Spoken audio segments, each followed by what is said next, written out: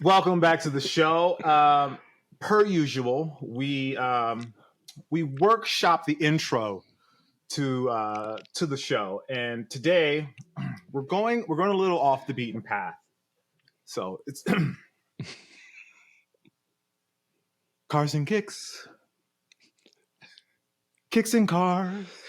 Oh, We put them together like a star. We're talking cars and kicks, kicks and cars. We put them together. And here you are. Thank you. wow. Thank you. This is Thank you. Thank you. I was not expecting avant-garde Broadway-esque. Like, wow, he's got an audience. Look, for y'all that can't look, either Jacques has gone crazy in the week that we took off, or he's got an audience in his studio right now. Either one is perfectly reasonable expectation. Oh man! Welcome back to the show. I am Jacques Slade. Welcome to the Cars and Kicks podcast. As you know, on this show, we talk about cars, and you wouldn't guess it, but we also talk about kicks, which are two things that all three of us are very passionate about. We have a very special guest on the show today, and I'll let Eric tell you a little bit about him. But thank you all for watching everything that you've watched so far, for enjoying the podcast. If you're new here, buckle up because the ride gets really wild and unruly. But, that's just us having fun and enjoying ourselves here. So I'll toss it over to Eric. Eric will intro Nick. Nick will throw it back to Eric, and then Eric will introduce our guests or something along those lines. I'm just making all that up. They didn't really give me as a y'all bullet can list tell, of how this show is going to go. We really planned this one out. We took that week off. We took that off. We went on a retreat, and the three of us just sat by the campfire, and we said, "Look, this is where we want the show to go," and this is the result. So, no, I'm Eric Valdez. I'm the resident car guy here who happens to like sneakers. Jacques is the sneaker expert, and Nick is like the guru of all things cars and kicks. All things. Yeah, Nick, say hi to the people for us. I didn't realize when we were sitting around that campfire that the direction we were going to take is off the rails, but I'm excited to see where this goes. My name is Nick Engvall. I've been working in the footwear business for 15 plus years now, and obsessed with cars for multiple decades. I don't need to tell you how old I am because you might pretty old leave, here. So, but yeah, that's all I got. Excited for this episode though. Pre-show was very short and sweet, but I'm already looking forward to this conversation. Yeah, it's like as you can tell, we've talked about it, and if you listen to us regularly, first of all, thank you. But we did take last week off. It was Labor Day. We did some things. Nick was out on a really what did you call it, Nick? A bucket list trip in the pre-show. Tell us about what you did, because man, it looked awesome. So first and foremost, just shout out to the whole sneaker community, the guys that put this trip together. Jacques actually went last year to a little kind of retreat. There's not a name for it yet. We called it the Gathering. We called it the PDX Sneaker Summit. But Aaron Cooper's a designer for Nike, or was a designer for Nike for years, created many of the shoes we'll talk about on this show and have talked about on this show. And he kind of is spearheading a really cool project up in Portland that, I was lucky enough to get invited to be a part of this. And, I decided that I'd just take it as an opportunity to drive up the coast and disconnect for a little bit as well. But camped in Crescent City, or outside of Crescent City on the way up, and camped outside of Fort Bragg on the way back. And, it's one of those moments where you're like, wow, like no cell phone reception is kind of the move right now. So, but the trip itself, man, getting to tour Nike is always a fun thing. I've been lucky enough to be there a handful of times previously, but to see everything that's happened since the pandemic on campus in Beaverton was really eye-opening. They really took the chance to redo a lot of the buildings internally and some externally during the pandemic, because people were, obviously not working from campus, which is really cool to see. Some of those buildings have been there for a really long time, but the architecture at Nike campus, and, the Japanese garden and the lake, and just all of it is so inspiring. and to get to see, you know, the LeBron James building, we'll throw some photos up on our Instagram around the whole trip for me. But, you know, the LeBron James building is, you know, the most technologically advanced, you know, essentially wear testing and product testing everything on the face of the planet. It's light years beyond. Like, if there was somebody that said something along the lines of like, well, we used to have one here and we were kind of cutting edge. Now we have 50. And that kind of tells you how far they're trying to go with the, you know, just like the direction of all this stuff. But all of that is really cool. But I think the coolest part about campus at this point is that the Serena Williams building has like leveled up campus completely. It's, you know, I can't remember 30, 20 stories, something like that. And, you know, most of the buildings on campus are 4 or 5 tops. So it was really cool to see that. It makes it feel really modern. It's kind of like you can kind of walk around Nike campus and see the progression of like, okay, here's where we started. Here's where we grew in this boom and this era and this athlete and all the way around, and to see kind of the level up of that Serena Williams building was like really cool to see, you know, kind of like puts it into perspective as to like how well she's done in her career, how much she means to the brand, and also, you know, how much they've really kind of decided to go all in on campus. Cause I don't know if you guys know this, but there was talk in as recent as like probably early 2000s, maybe 2010-ish, that they were considering some other options for other corporate buildings around Portland for Nike. And that in itself was like a big statement to stay in Beaverton, to keep everybody kind of there. And man, it's such a crazy place. But yeah, that was like the kind of main like shareable moment. But like, you know, so many of the people from that were guys that I have known through the internet for, you know, 2 decades for some of them, and getting to like actually meet them and shake their hands and get to know them and talk with them, and just really felt like a kind of take back to, you know, the early 2000s when Nike Talk started, and Soul Collector forums, ISS forums, where like it wasn't about, it's exactly what we talked about on a previous episode. It wasn't about the transactions. It wasn't about the money. It wasn't about sponsors. It was about bringing the community together and sharing stories with each other. So, you know, like it was just unbelievable. I'll share some more stuff on the Instagram, and, you know, just kind of share the guys that supported it, put it all together, made it all happen. And yeah, I mean, I don't know how Jacques' experience was last year, but this felt like, you know, like something that like needs to happen regularly, that everyone that has been into sneakers and has kind of, myself included, you know, like gotten tired of the transactional nature and the money driven nature of the business. And not to say that it doesn't always exist and have its ebbs and flows, but this was just a really, really powerful reminder for me as to like why I got into it, even as a kid, why I even cared about these sneakers, you know? Yeah. So throw that on top of like, you know, I lived in Oregon as a kid, got to drive by and see some of the homes that I lived in, you know, when I was younger, and have those kind of like memories come back, and hanging out in the parks that I used to hang out at and like take the time was just a much needed experience for me. So yeah, I look forward to seeing all the behind the scenes pictures of this. I'm sure some of the stuff you can't share, you know, in some of the buildings is top secret, but maybe I'll go next year or whenever this next one is. But for now, it'll be dope to share some of that. I would say, think of it as like a cars and coffee, but you get to tour like the Ferrari factory. Yeah, that's dope. Yeah. Wow. It's like the people that would come to, you know, the kind of people that would come to a Cars and Coffee, but then you guys are like at the Ferrari factory touring the facilities, and like the designers are there and all of that kind of thing. It's like, that's kind of what it is. That's super cool.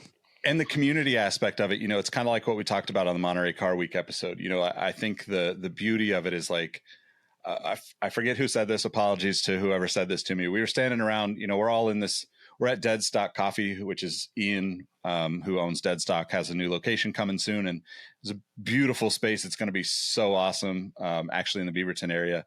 And, you know, we've got like the generational history of the people that, like Alex that started Soul Collector, Nick DePaula, who's, kind of taken Soul Collector and gone all the way up to the ESPN levels, and myself being a part of that team for many years back in the day as well.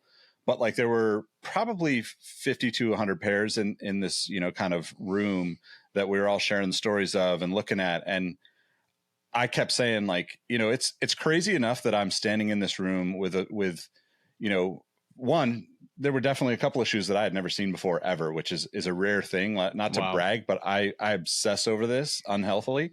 And, I've looked at and seen and know so many people that have really ridiculously rare pairs. But to see all those shoes, to be standing around and thinking, wow, not only seeing this with a bunch of people that appreciate and can nerd out about this the way I can, but to also have all the people, not all, but a good portion of the people that were involved in creating them was such a powerful moment for me. But on top of that, somebody said, isn't it crazy? We've all been here for like a few hours staring at these shoes, telling these stories, and nobody's mentioned a thing that there's well over $1 million worth of sneakers sitting on that table right now. Wow. And like, that's a really cool thing, like it's kind of reminds me of the Monterey Car Week stuff that I really like just thrive with, where it's like, you take away the ego that comes with all that money, and you really kind of see the people that make this stuff happen, whether it's on the production side and the design side, the creative side, the marketing side, all of that to get it to all of us on the other side of it that just love it and share those experiences and get other people excited about it by sharing our experiences. So it was really like a just an unbelievable experience. And I just hope we can do more of this kind of stuff. This is kind of like where I see like our lane coming is to bring these kind of conversations together and, really kind of like let people tell their stories and introduce new people to our audience. And it was really exciting. And yeah, I'm excited for this episode even, just like, it's like, yeah. I mean, that's leading us right into it. Great segue into, the fact that we do have our now second guest that we'll bring on the show here in just a little bit, who is a good friend of mine. We met years ago, and I'll let him tell some of the stories when he comes on here, but he is, this encompasses everything that he loves too, the whole cars and kicks side of thing. And it's something that he didn't just get into, he's been into his whole life. And so, yeah, I mean, it's, I guess without further ado, we're going to leave you guys hanging there for a little bit, but we're going to bring on Peter Chaney, who's been a friend of mine for quite some time now. There he is. Welcome to the show, Peter. What up? Welcome, Peter. What up? Thank you. Yeah, I was going to talk a bit about my weekend and go into the WEC race with my son, but Nick, that was the longest Nick has ever talked on this podcast. So I know, right? I didn't want to steal his thunder. Apologies. Yeah. No. Yeah. No, that was awesome, man. So, no, and it was a great segue into this, like bringing people, into this meshing of worlds of cars and kicks. And there's the sneakerheads, there's the car people. Nick, you alluded to the fact that even offline, some of the people you were talking to up there are not necessarily car people, but they've been listening to the podcast and they like the stories, and the similarities on both sides of things really resonated with them. And, that's when we started talking about bringing guests on. This is the type of thing that we wanted to do, is find people who are really into both sides of things, who really get them. And so, Peter, I'll let you talk a bit about yourself, but Peter and I have known each other now for, well, when did we first meet? 2014, something like that? No, before that, because you were on Graceland. So that was 2013. No, it would have been about 2013, 2014, or I think. I can't even remember. It was a long time ago. It was before that, because I just left Forge Star. Mm-hmm. And you were, I want to say it was like 2 years that I knew you. So I want to say like 2012, 2011, around maybe then. That's what it was. Yeah. So it was, Peter, there's leads right into it. You were working at Forge Star. That's like the kicks version of the car world. They make wheels for, aftermarket wheels for cars, which I've always wanted to be this guy that had like multiple pairs of, or multiple sets of wheels for my cars, just to like switch them up like I do my sneakers. And I don't have that kind of money just yet, but we're working on it. But no, Peter, tell us a bit about your history, because that you had been in the car world for a long time prior to me meeting you there, and you know, again, you've gone on to do a whole lot of other things, which we'll get into. You know, with Hyundai, with there's a whole bunch of stuff we've talked about on the show. I'm sure you've heard, but we'll let you get into that. But give us a bit about a little bit of background about you know, your history in sneakers and cars. So to start off with sneakers, that was just like a thing that my dad was always into, not necessarily like into like the sneaker game, but he was always saying that you always had to have a nice watch and you always had a nice clean pair of shoes. And so that was always my thing growing up. And so playing sports, you know, I had my idols. I had Deion Sanders, I had Bruce Smith, Rodman, and Jordan. And so I started playing baseball at like 4 years old, and then progressed to football and basketball. And I just started to wear a lot of those sneakers. Like I got the Deons. Like I remember having those, and I had the Reebok Iverson shoes, like the answers and the questions. Mm-hmm. And then moved up to like, once my dad and I started having like the same size shoe, Sport Mart, for some of you kids that don't know what Sport Mart is, it's like pretty much like the Foot Action or even like a Dick's Sporting Goods.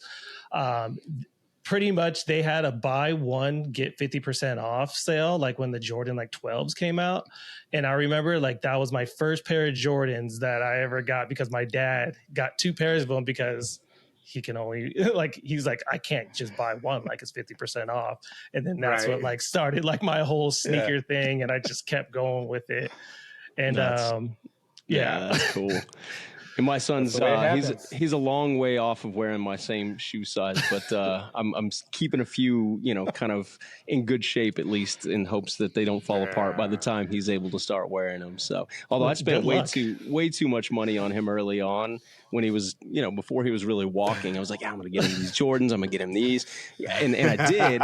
And then he outgrows them. And then I was like, okay, well, I'll just get him the next size. And then, man, you should see how this kid thrashes shoes nowadays. So now I go find what's on sale and I buy that. And that's what he wears, because it gets real expensive real quick. But no, that's cool that your dad got you into that. Now, on the car side of thing, your dad wasn't really a car guy, was he? No. So my dad, he's from Michigan, from Grand Rapids area, and he was like a GM guy. So he was always like Cadillac. He always had his Cadillacs. And funny enough, my mom in 1987, I remember she got the first Hyundai XL when it first like came here. That's actually the same exact car that is in Boys in the Hood when they shoot Ricky out of the red one. My mom had a that's a fun fact. My mom had a blue one. And so like I've always been, I guess, in the Hyundai family since they like introduced themselves into the US. And yeah, I got into cars pretty much around 1995 when the movie Bad Boys 1 came out. Yes. I saw that black 964, I believe, or 96. Yeah, 965 technically, because it was the turbo. The 964 chassis. Yeah, anyway, that's geeky stuff. But yes, that era of 911 turbo. Yeah, and I saw that and I was like, a black person having a Porsche? Like, I never heard of that. I was like, I got to have one of these one day. That's dope. You know, I started getting into Hondas, like got into Civics and CRXs and Integras. Like I remember going to a lot of the street races. Don't go to street races, kids, especially these sideshows. Don't do any of that stuff. And I was always like influenced by my shoes matching my car. And so like I was always like having to have like this personality that like whatever shoes I got, they always got to match the car that I have. And that's awesome. That's kind of like how they kind of mesh together. And then I got into like modifying them, started going to car shows because that was better than going to street races. And then, I got into Ford Star, which was a brand that we started around 2007. And I met the owner of Ford Star from a car crew that I was in with my Audi that I had. And ever since then, I've been in the automotive industry and just been loving it. It's funny how my love for photography and video, that I was just taking pictures of my own cars and shoes back in 2003 to 2004, like led me on this path of where I am now. Yeah, it's a shout out to Forge Star and to you, Peter, because y'all were like one of my first sponsors, I guess we could say. Yeah. Peter, I guess again we met when I was doing that show Graceland, and I guess you watched the show, and then we connected through the car world and found out you were watching the show. I was like, oh, dope, and then I found out you worked at Forge Star. I was like, cool, I got this Boss 302 Mustang that could use some wheel. Yellow. And so Peter hooked me up with a set of Forge Stars from my Boss 302, which was dope. So that's he's one of my OG sponsors right there. So thank you for that, dope. Peter. Yeah, I think it was your manager that actually reached out originally, because I was like, what? I was like, all right, sure. Like, I'll see what we can do. And like, because we had so many people, like, because we were such a new brand, and Right. we had so many people contacting us. So I was like, whatever. Like, if it gets us exposure, sure, why not? Or just get someone a pair of wheels. Like, it doesn't harm us. It only helps us with our marketing. Yeah. No, That's sick. I love that. It was cool, man. You mentioned a bit of your videography and your, all your kind of passion with photography and everything like that.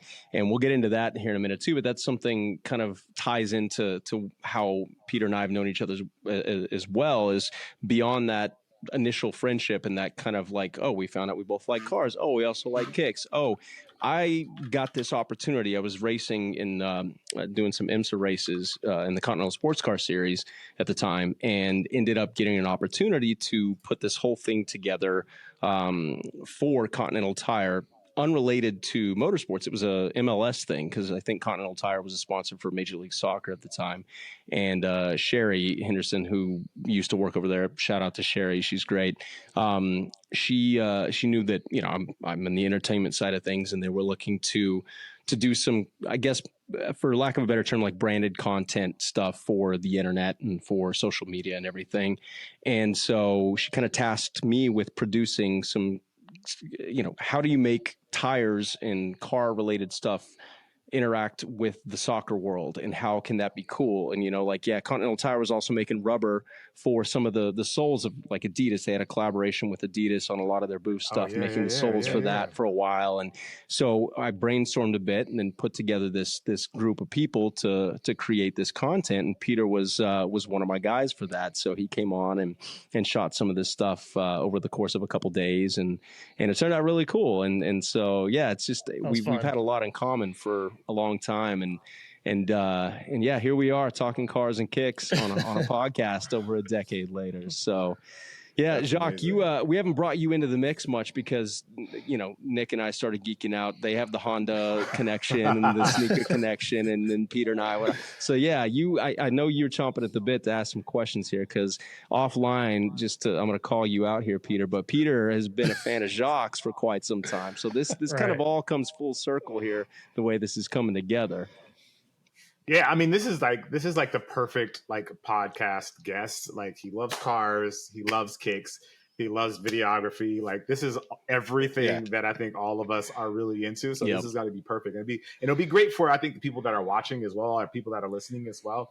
So Peter, talk a little bit about your transition to the position that you're in now from Fordham. Is that not saying that right? Forge Star. Forge Star. From Forge Star to the position that you're in now, and like how your roles and responsibilities changed based on the new position that you're in.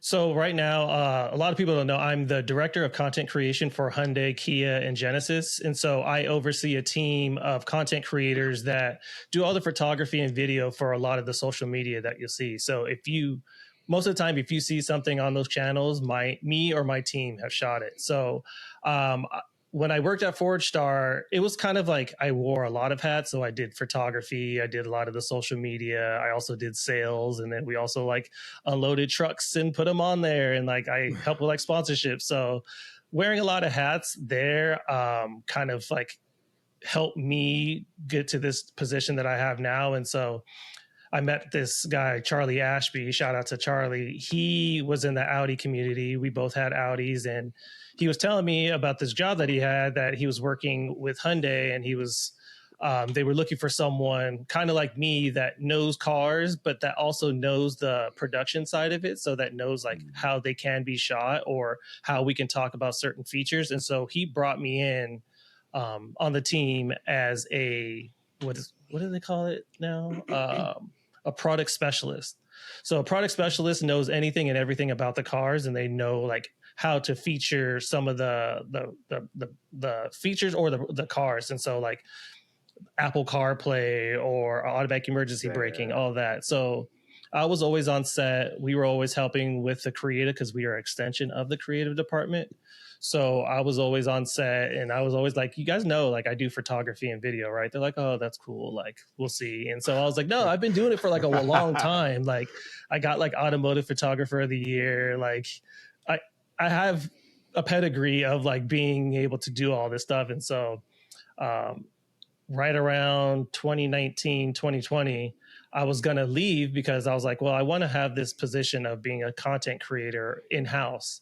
And there was nothing like that really. And so I was like, well, I'm just going to like leave and like do my own thing and start my own production company. And that was like, if I didn't have this position by 2020, someone heard about it, Jill Poole, and she asked me like, what can we do? And so they pretty much made this position for me. And ever since then, like I was the one that like helped start this content creator role. And then we've built on from there. So I have 7 people underneath me now. That's super cool, man. Yeah. That's really dope. So they're all content creators, and Right. you employ them on your team to create content for Right. Hyundai, Kia, and Genesis. Yeah, so we're photographers, we're DPs, we are we can do like visual effects, we can do retouching, we can do editing, we can do pretty much everything. So we're like a mixed bag, and everyone has their like specialties that they can do, and so I can send them out to like different productions that we have. That's amazing. That's cool.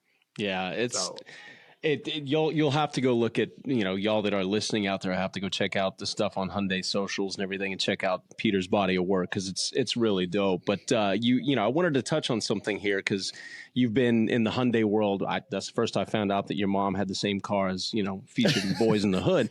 But you've been in the Hyundai world for a long time, and Hyundai, we've talked about it a handful of times on the podcast because I think Hyundai, Kia have really nailed this glow up, so to speak, over the past decade, especially. And we had a couple comments on socials of people, that are naysayers still, but I think it takes time for people to get converted. But, a couple podcasts ago, Jacques brought up the Grandeur concept, that old 80s looking car, which he is enamored with.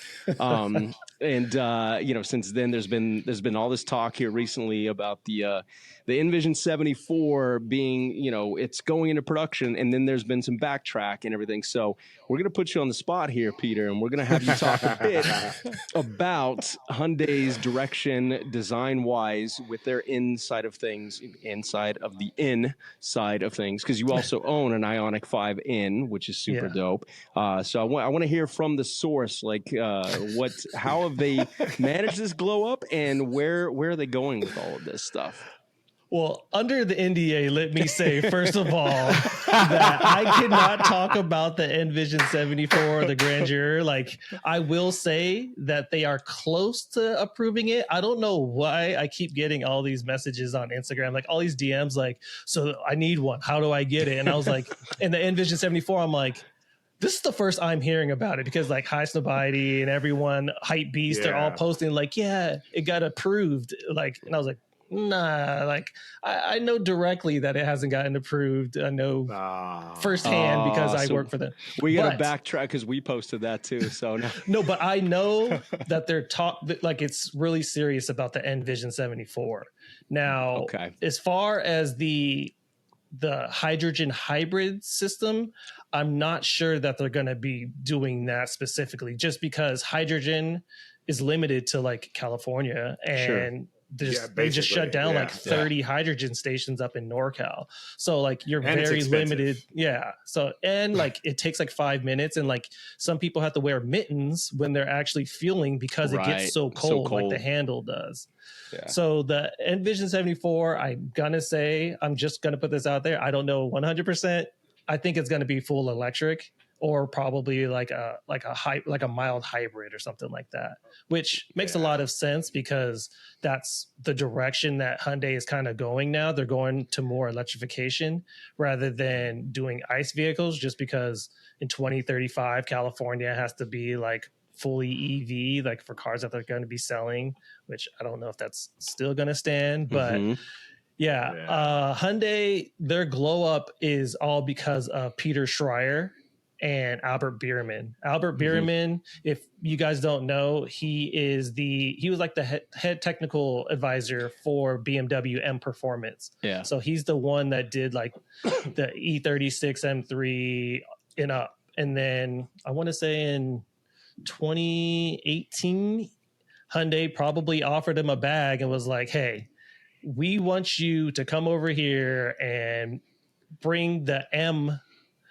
performance to Hyundai. And he came over, and he's made such a huge leap in their performance aspect, especially like with the Veloster N, and then you had the Elantra N, and then the Kona N, and now they're moving over to electrification and doing something that no one's ever really done, and doing the IONIQ 5N performance. But this car acts like it simulates like it's like it has a clutch, so it like you can change gears on it. It also has sound, so like it will go up in RPMs, and it's completely different than anything that's out there right now. And I personally like it. I come from having ICE vehicles. Like I have a 997 turbo Porsche. Like I love the sound, I love the feel, I love how visceral it is. But at the same time, like having an EV, the IONIQ 5N, like it's just a whole new world. And like anytime I take anybody in the car, they're just like tripping at how fast and like it just accelerates and gets going.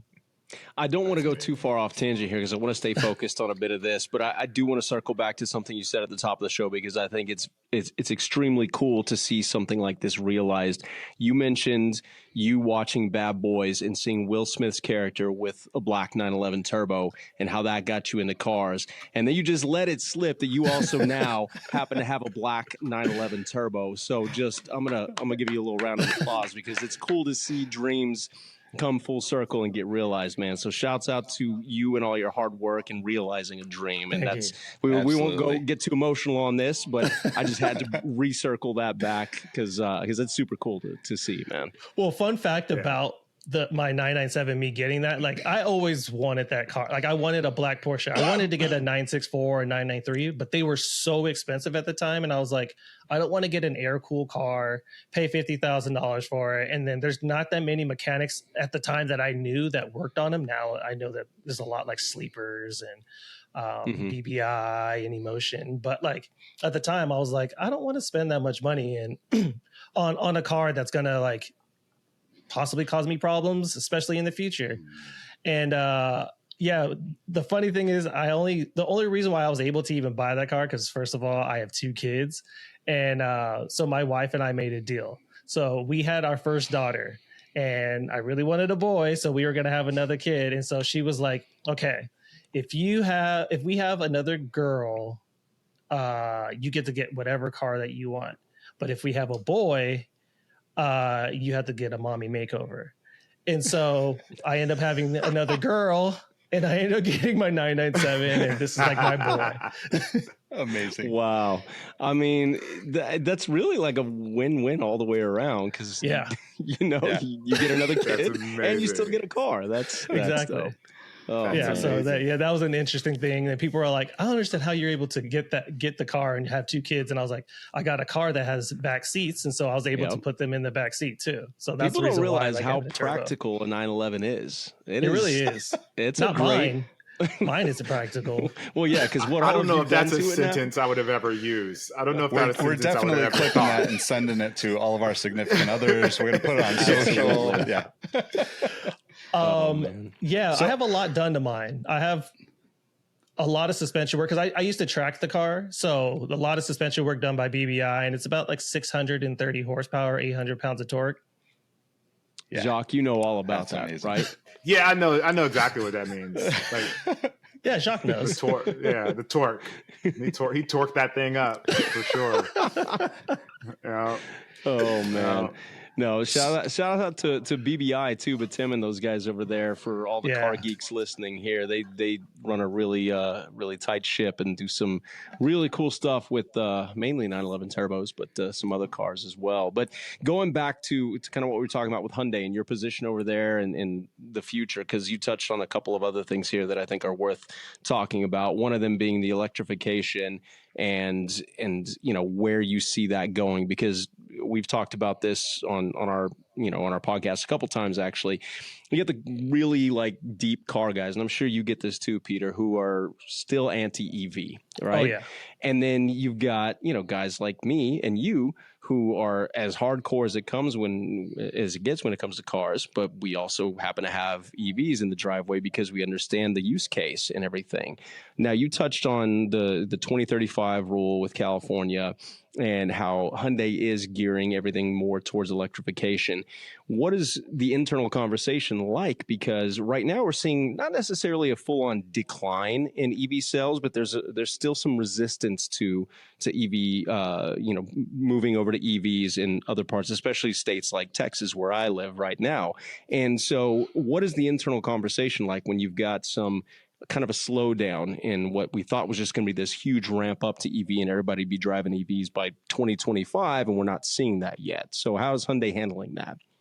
I think it comes down to infrastructure, like not having enough charging stations, and especially you're not able to drive a long distance without having to stop at least 2 times. I think that's what's hindering a lot of people, and that's why they rather go with a plug-in hybrid or a hybrid versus a full electric, and not everyone has access to being able to charge at their house because they might live in an apartment building, right? And apartment buildings still only have like 8 spots that they can do, and you have like 1,000 residents. So I think that's going to be the biggest thing for a lot of these car companies, because they're just not going to have the way to charge them. And like, there's people fighting at charging stations.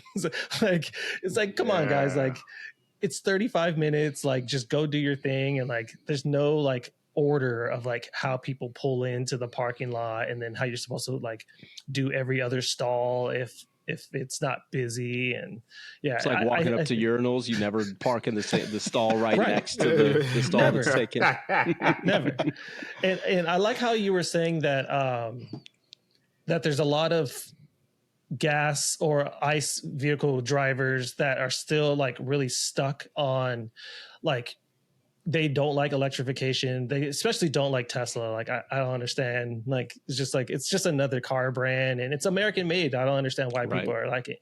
But I kind of think it's like the sneakerheads that grew up with the Tiffany Dunks, or a lot of the people that are like love Yeezys, but they hate the Panda Dunks because they're so popular and because everyone is wearing them.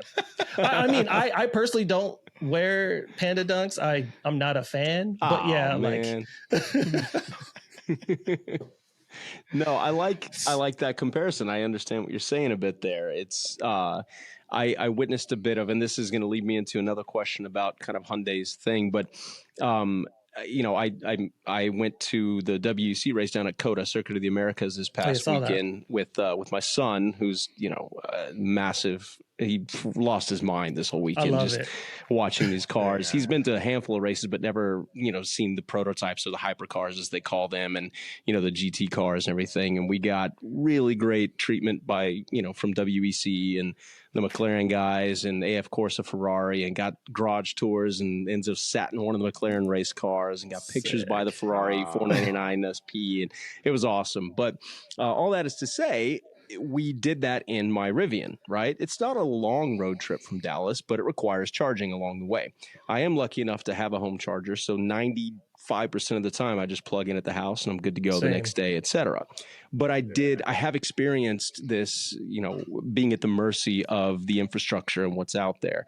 And I will say, like, Tesla's supercharger network is by far the holy grail of EV chargers right now.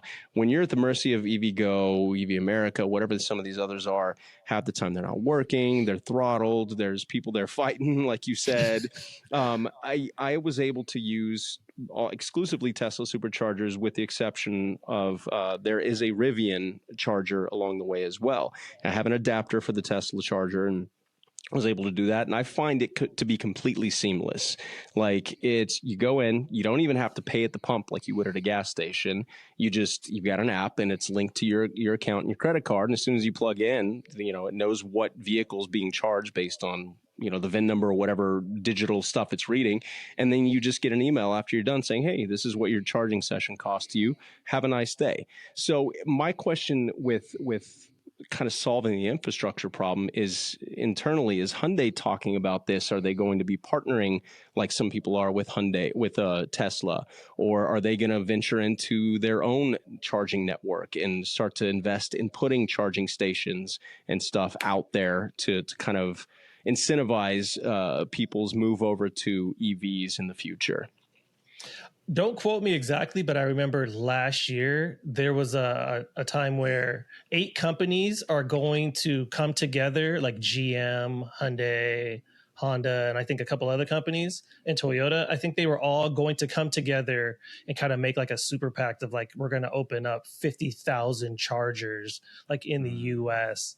I can't remember exactly like the companies that were doing that, but there is talks with Tesla, from what I know, just reading online, that Tesla is opening up to other companies. It's just a matter of flipping that switch for them to be able to activate it through the car. Because like right now there's an adapter, a Tesla adapter for Hyundai, but I can't use it until January 2025, I think they were saying.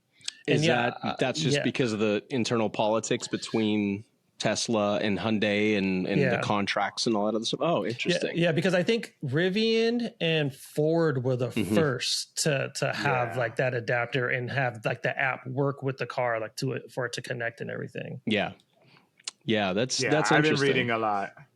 Yeah, I've been reading a lot about that, just because I didn't necessarily want a Tesla at first. I wanted the Mach-E was the one that I wanted at first, but the charging thing was just like, it's just so much simpler if you get a Tesla. We even looked at a couple of different electric vehicles, and it was just like the supercharger network is just so much easier to deal with. You don't have to worry about it. And I have a charger here at the house, but even still, it was just like, it's easier to not have to deal with that, the EV goes and all that stuff. Just Electrify America. It seems like they break down so much. You hear so many stories about them breaking down. So it was just scary. But it's good to the Tesla stuff, opening it up to the other manufacturers, and as a supercharger user, I in a sense I do kind of feel a certain kind of way about it, because they're already busy. Yeah, and it's not not that like I don't want them to use the infrastructure. It's just that it's already busy. So now it's like, it's just going to get, now where is it going to go? How much busier is it going to get?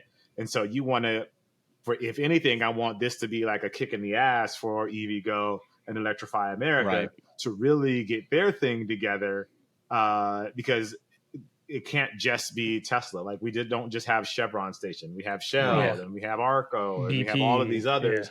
Yeah. We need DBP. Like we need all of these different sort of stations to really get it together. Otherwise, it's just going to make it, it's just going to make the experience worse, which makes it worse for someone wanting to buy an electric car, whether they buy the IONIQ or they buy the Y. Like the experience is going to be so bad for them because the charging infrastructure isn't there. Like I'm lucky because I live in California near LA. So of course we're going to be great. Like we're going to be Gucci here because that's, this is full on Tesla land and, like Rivian land. Like there's more Rivian and Teslas on the road, I feel like, than anything else around here. Yeah. So they're going to get it together here. But like someone that, that lives in Bakersfield, like what's that experience like? Someone, it's not bad actually. It's just the more rural areas. No, I'm saying the more rural areas. That's where, like, I was driving on the 395 coming back from Tahoe, and like I didn't even find gas stations, and I was like, where are people going to charge? Like within this 100-mile distance? Like I don't understand it. And I saw some Teslas, and I was like, I hope they topped off and they make it to wherever their destination is, because I don't know where. But like you go down the 5. You go down the 405, the 101, there's Tesla charging stations everywhere. Like at my hotel I stayed at, I was like, geez, like there was like 15 of them right there. And so like Tesla has it right. And I hate to admit that, even though I work for Hyundai, I actually owned a Tesla Model Y before I got my 5N. But yeah, like the charging network is what drew me to buying a Tesla before getting a Hyundai. Yeah. I mean, it's definitely what kept me from getting an electric vehicle when I bought the Ridgeline, right? It's, this trip that I just took, I'm doing 400 plus miles on a tank of gas up the coast on Highway 1. And there's 5 gas stations and some, over the course of a couple of hours or whatever, if they're even open, if you're there at the right time, like once you get into those, like the drives that we all love, to be honest, like the more outside of the cities that we can get, the more fun the drive is. But I think that's what kept me from getting it, getting something electric. But I think the thing that I wanted to kind of circle back to is, so I haven't told Eric and Jacques this, but I have pretty close ties to Hyundai. And in 1999, HKS built a supercharger. Well, technically Rimmer Engineering built a supercharger for the Accent. My friend ended up with that car that went to SEMA, and it was an HKS. It was in the magazines for HKS. And that car led to his other car, which was a Dodge Neon RT, being the platform that Rimmer Engineering built the supercharger for. Fast forward, to 2008, my brother ended up buying like an Accent, hatchback. At that time, Honda had gone away from hatchbacks almost completely. And, we did the usual like full suspension, and he put some RPF ones on it and, tracked it and everything. And those cars, because they're affordable, lend themselves to being customized. But it never really caught on the way, the Honda scene did back in the day. But I wanted to hear what you think about what Hyundai is doing with the N line, because to me, they're really the first company that's like embracing the tuner aspect, the performance aspect of electric vehicles on a level that we absolutely haven't seen from any other electric manufacturers. And to me, that's a really important thing. And I'm wondering if that will also help put more chargers on the road, to me, it like kind of goes hand in hand with cars. I don't know, maybe, but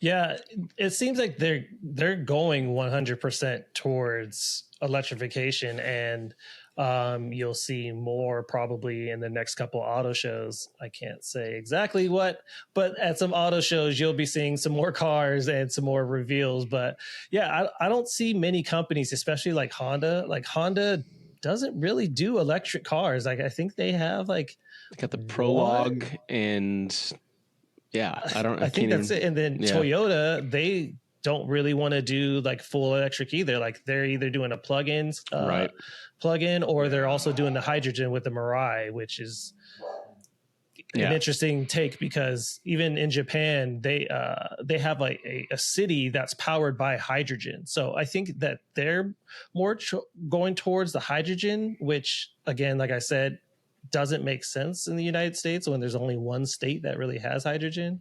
I don't know. It's going to be an interesting time, especially with Porsche now going with the hybrid setups, and they're going more electric, and you have companies like Lucid and a lot of Chinese companies. Like there's so many Chinese companies that are going to be coming out with cars, and this isn't just the United States, this is worldwide. And in Costa Rica, I know that China is providing a lot of cars for Costa Rica. Yeah, is that BYD that's BYD doing that down there? Yeah. Neo, I think. I wanted to kind of touch back a little bit more on Albert Behrman's influence with, the inline of everything, because I think to me, this is what's going to be, aside from the infrastructure and all the, the other elements of the EV transition, so to speak, this is going to be an integral part of getting people to come over to that side of things too, because making electric cars exciting is key. I mean, there are still a big group of people that buy cars just to get from point A to point B, and you're not ever going to be able to ignore them because they're the ones that pay the bills. But there are enthusiasts. We're at a whole other level of enthusiasm over here, but there are automotive enthusiasts that still like to enjoy the vehicle that they're in, and they still like to look back at it when they park it and have a sense of pride in whatever they've got. And I really like this approach that Hyundai has with your car, you know, the IONIQ 5N, and the whole, yes, the argument can be made, oh, it's fabricated, the sounds, you know, the RPMs, the virtual gears and all these other things. But we live in a world now where a lot of the younger generation have never really experienced the stuff that we got to experience with internal combustion. And half of them, more than half, don't even know how to drive a manual transmission or anything. It's all paddle shift, and they play video games to you know, kill their time. So I think this is a really unique approach to making cars EVs exciting by adding some of these elements. And I haven't had a chance to drive the 5N. If y'all got press cars out in Dallas area, send one my way, because that'd be a lot of fun to experience. But tell me a little bit more about that approach. Yeah, please do. But tell me more about that approach. I know people. I'm sure you do.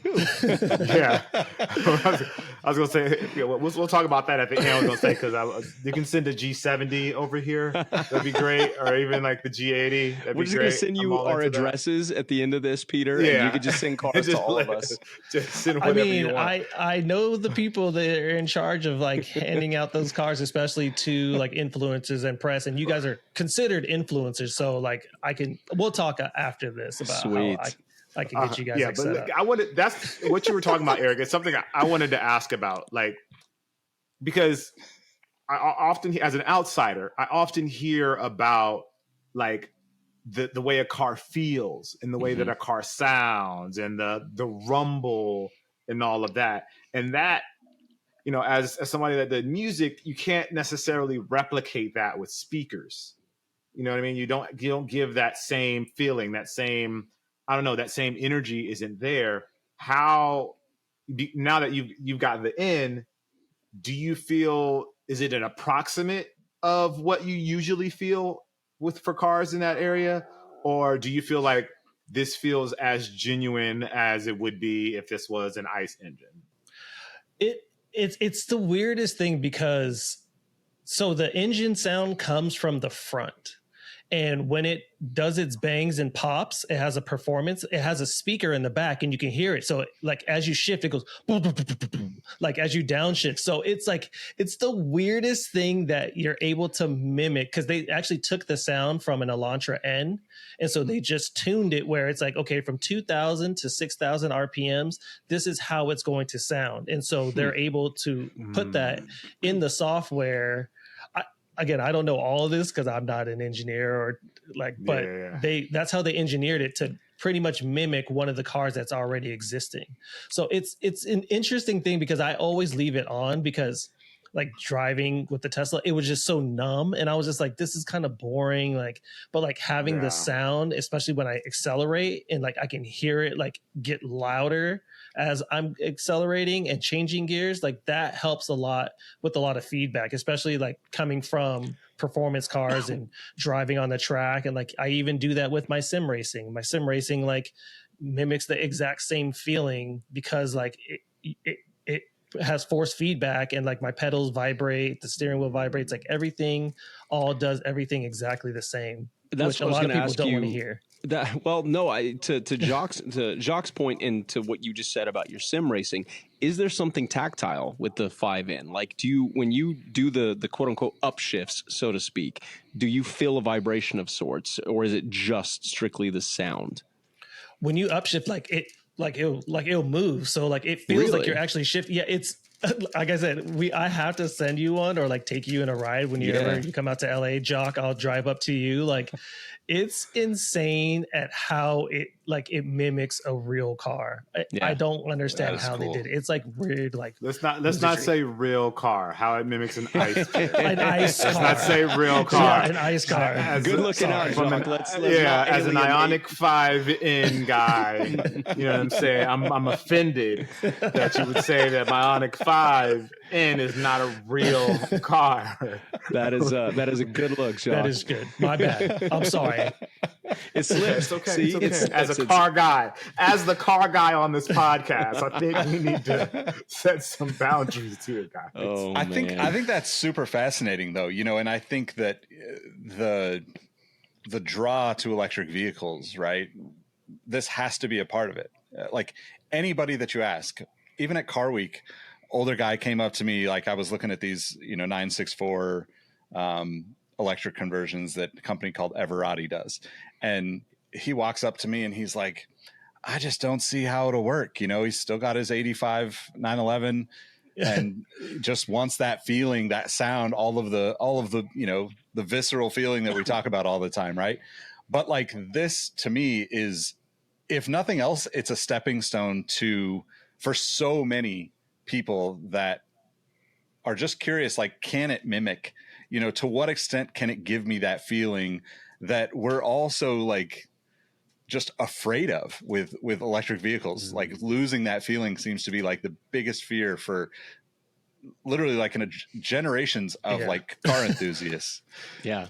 Yeah, I think this is a great person. This didn't necessarily have to become a podcast about EVs, but it went that way for good reason. Yeah. And I want to say it's really cool. It's not just me saying this, on the podcast. We have Peter here who has a 911 turbo and also has this IONIQ, 5N, and sings its praises. And I think that is the tip of the iceberg, right? You're getting stuff like this in car people's hands and making them realize, hey, there's a use case for this, and they can actually be fun. I mean, again, my Rivian doesn't make anywhere near the cool sounds that the 5N does, but that 835 horsepower, whatever it is plenty fun, regardless of what kind of sounds it does or doesn't make when you're driving it. And I think the more people experience that, the better it's gonna be for everybody. The other thing that I was gonna touch on with the IONIQ 5 is they just, and maybe we're wrong about this, but they just announced this XRT version, right? Which is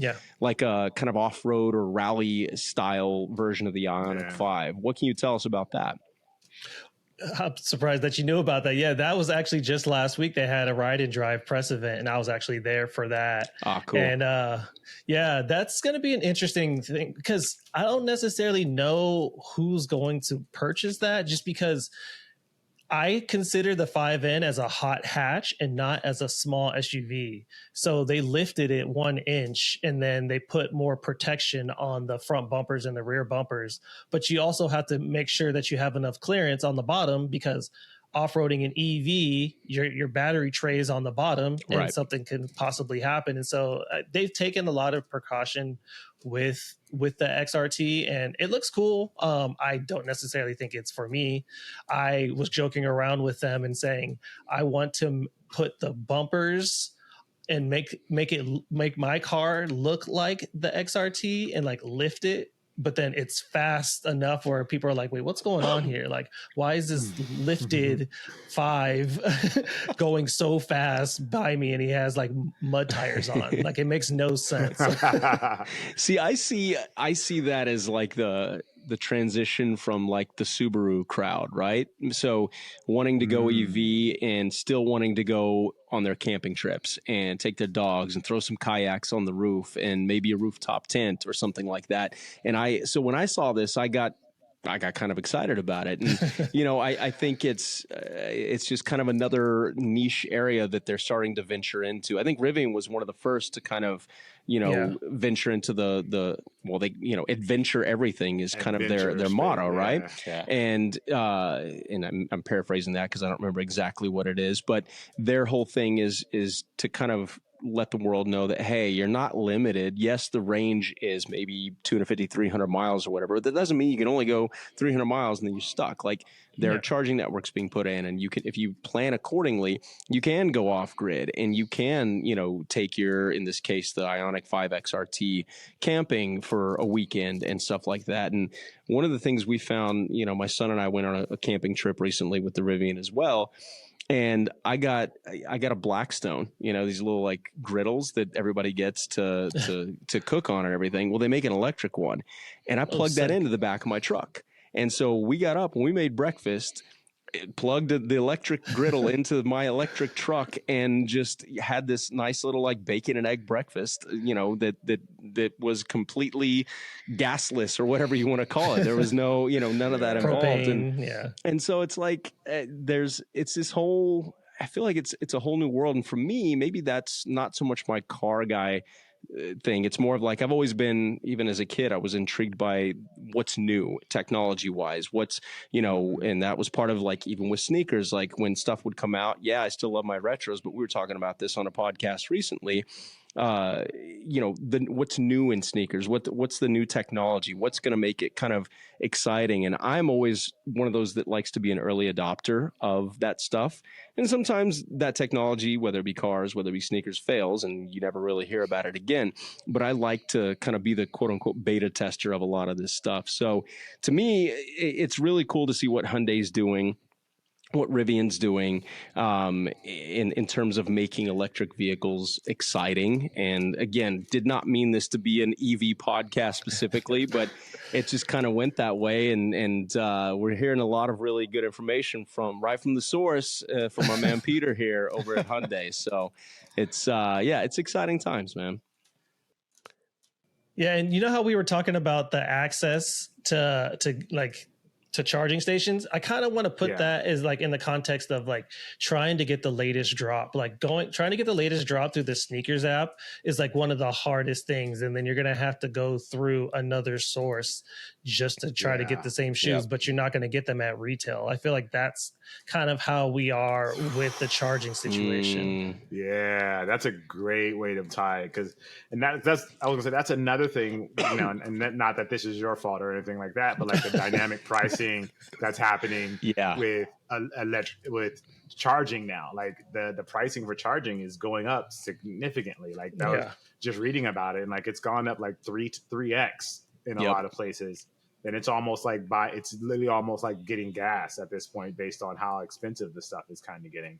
The electricity is getting. But it's like where does this, this was the sell with electricity. Hey, it's cheaper. It's better than gas. Like you don't have to spend as much money, but it doesn't seem like that thought or that it's not panning out for a lot of people. Like I have it here, so I'm lucky that I have it at home, but if I had to use a supercharger every time, like if you go in the middle of the day, you might get charged like crazy rates. Like if you need to go get gas on your lunch break, like you're gonna pay for it. Yeah. I mean, we may need to like back off this conversation because I just saw that StockX is partnering with Walmart, so they might try to start reselling charging units or something here soon if you guys aren't careful. Man, we're this close to that. I fear. You could see it happening. Yeah. But just to go back to kind of like the beginning of our conversation, Peter. As a creative, I'm always interested in like the path that other creators go on. So is there any advice you have for up and coming creatives that want to get into like the car photography space, or they want to get their first camera, or they want to do their first photo shoot with a car? What are some like tips that you would give to somebody that's just getting into that space, that's looking to like update their portfolio or even just to start their journey?